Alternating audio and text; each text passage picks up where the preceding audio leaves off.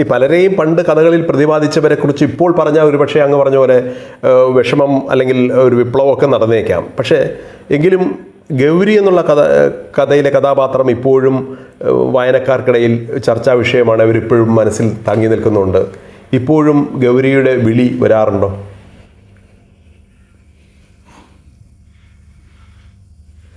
ഇതിനൊക്കെ ഞാനെന്ത് ഉത്തരാ പറയേണ്ടത്?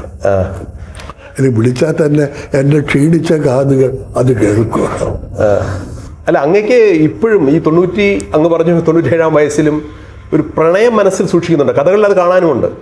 ഇപ്പോൾ ഒരു ഗാസയെക്കുറിച്ച് അങ്ങ് എഴുതുമ്പോഴും അതിൽ ഒരു പ്രണയത്തിൻ്റെ ലോലമായ അംശം കടന്ന് ഒരു കാറ്റ് അങ്ങനെ വീശി പോകുന്നത് കാണാം.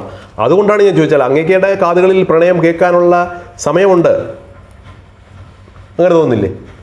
ലോകത്തിൽ എന്തൊക്കെ വിഷയമുണ്ട്,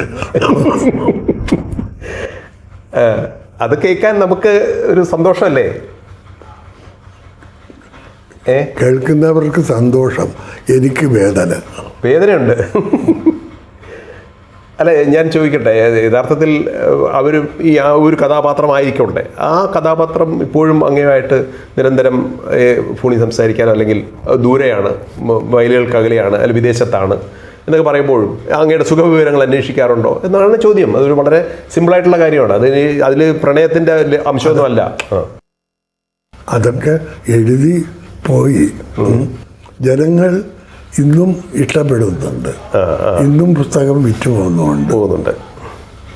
ഈ അങ്ങയുടെ ഈ 200-ൽ പരം കഥകളിൽ ഏറ്റവും കൂടുതൽ നമ്മൾക്ക് നേട്ടം ഉണ്ടാക്കി തന്നത് ഏത് പുസ്തകമാണെന്ന് നേട്ടം എന്ന് പറഞ്ഞാൽ സാമ്പത്തിക നേട്ടം ഉണ്ടാക്കി തന്നത്? എനിക്ക് ഒന്നും വലിയ സാമ്പത്തിക നേട്ടം ഉണ്ടാക്കി തന്നിട്ടില്ല. കാരണം പറഞ്ഞു തരാം. ഒരു നോവൽ എഴുതിയാൽ അതിൻ്റെ ബൾക്ക് നോക്കിയിട്ടാണ് വിലയിടുക, ഫേസ് വാല്യൂ. കഥ എഴുതി കഴിഞ്ഞാൽ എൻ്റെ 10 കഥകൾ 12 കഥകൾ ഒരു 100 പേജിലൊതുങ്ങും ബുക്ക്.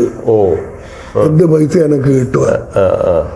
എന്ത് പൈസ? പക്ഷെ അങ്ങനെയല്ലോ. ഏറ്റവും കൂടുതൽ അങ്ങ് തന്നെ പറഞ്ഞു, ഇന്ത്യയിൽ ഏറ്റവും കൂടുതൽ റെമ്യൂണറേഷൻ വാങ്ങിക്കുന്ന ഒരു കഥക്ക് എഴുതിയാൽ ആ വാരിക എനിക്ക് തരുന്നതല്ലേ? അതെ. ഇപ്പോഴും 22,000 രൂപ തരും ഒരു കഥ. എന്നിട്ട് ഞാനത് ഒരു പ്രലോഭനമായി എടുക്കുന്നില്ല. ഞാൻ കണ്ടമാനം എഴുതുന്നുണ്ടോ?